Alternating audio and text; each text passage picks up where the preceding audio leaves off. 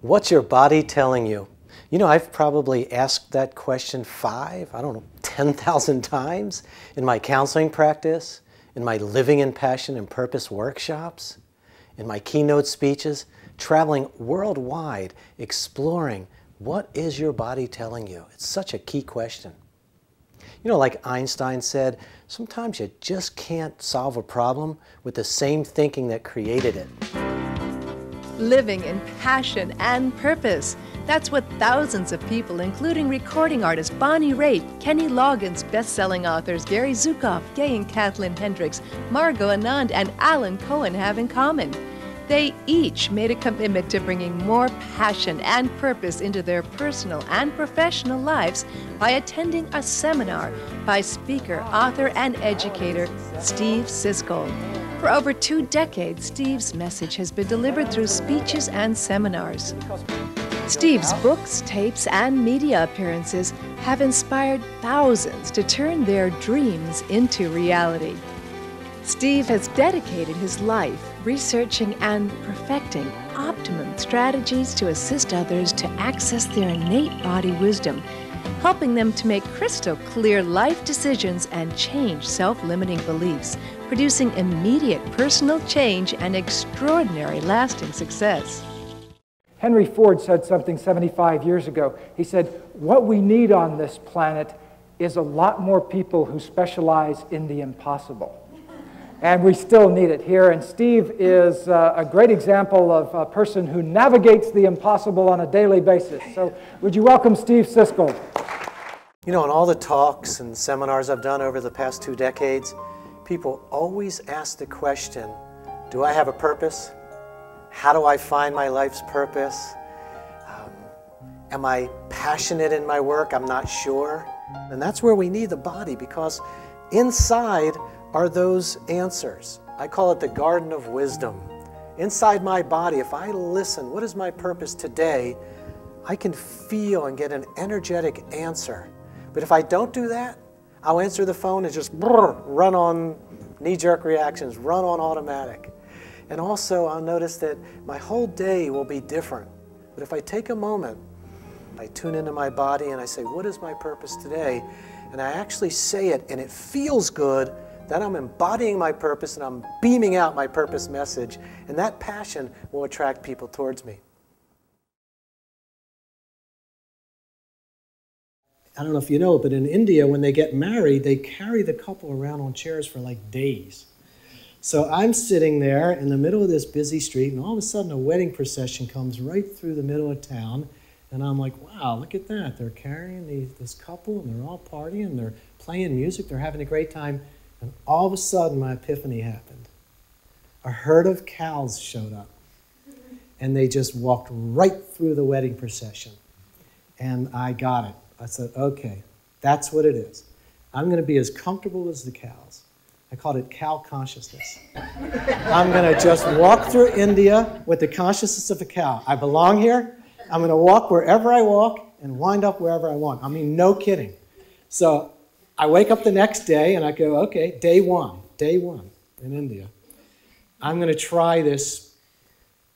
God, my inner voice said, go to India. You're going to get a healing. You're going to get over this depression. You're going to find out what's going on. Let's find out what's going on. So I'm walking around kind of, you know, I could put a little something on it, you know, kind of like mooing and walking and just kind of figuring, okay, I'm a cow. That means I'll just walk and see what happens. Well, no kidding. I walk down a street and I feel my body. You ever feel that feeling where like you don't know why, but you're just guided somewhere, or you're just walking somewhere and you don't know why? So it was one of those. So I'm walking down this alley and I got scared. And you know what happens when we get scared? We usually retreat, or it's too uncomfortable, and I got really uncomfortable. And what I always teach is when you climb up a diving board and you're ready to dive and you're like really scared, you're at a choice point. You can either climb down the diving board and not dive and go through whatever it feels that you were all ready to dive and you didn't, go down the steps, or you can dive afraid. You could actually dive off that diving board feeling totally afraid. So I decided that I was going to do that. I was going to walk down the alley even though I was afraid. At this point, what did I have to lose? This is one time where I really said, I'm ready to surrender. So I walked down the alley, and I saw a man who caught me, and he was waving, come. Oh, man, okay. And I'm trusting the inner voice more and more, and he says, come.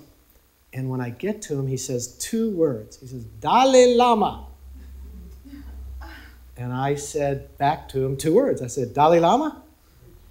And he kept going. He said, Dalai Lama. And I thought, all right, this is nice. The guy wants me to know about the Dalai Lama. Okay, Dalai Lama? Dalai Lama, okay. So then he says to me, come. And he has a little scooter, and that was the big decision right there, because here I am, I'm alone, I'm in India, and do I get on this scooter? I don't know where I'm going. So at that point, I just said, you know what, this is it.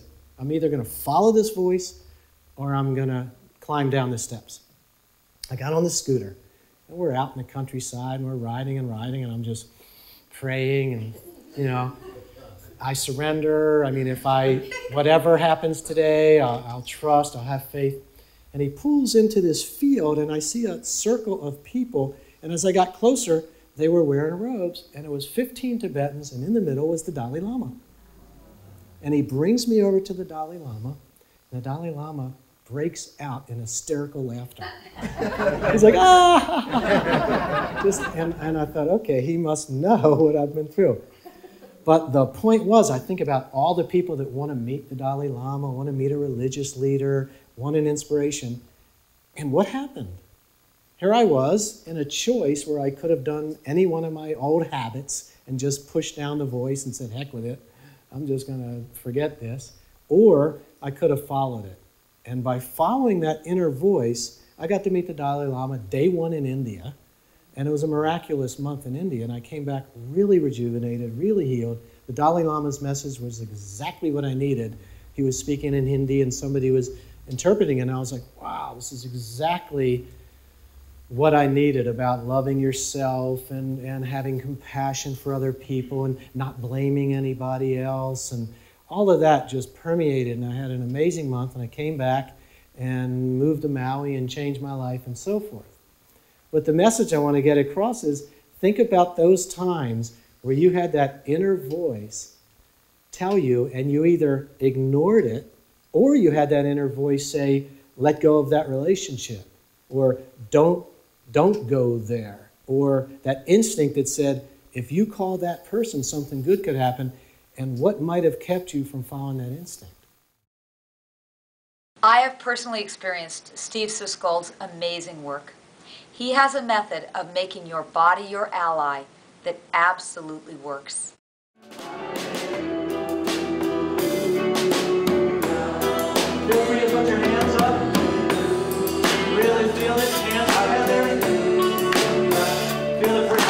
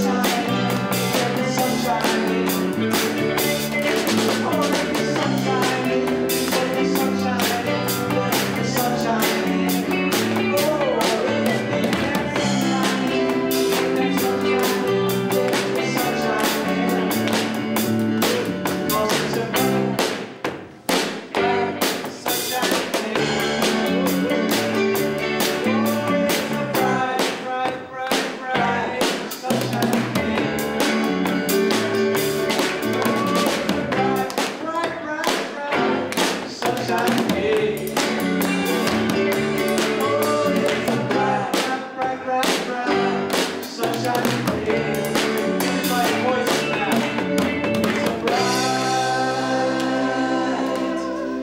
pride.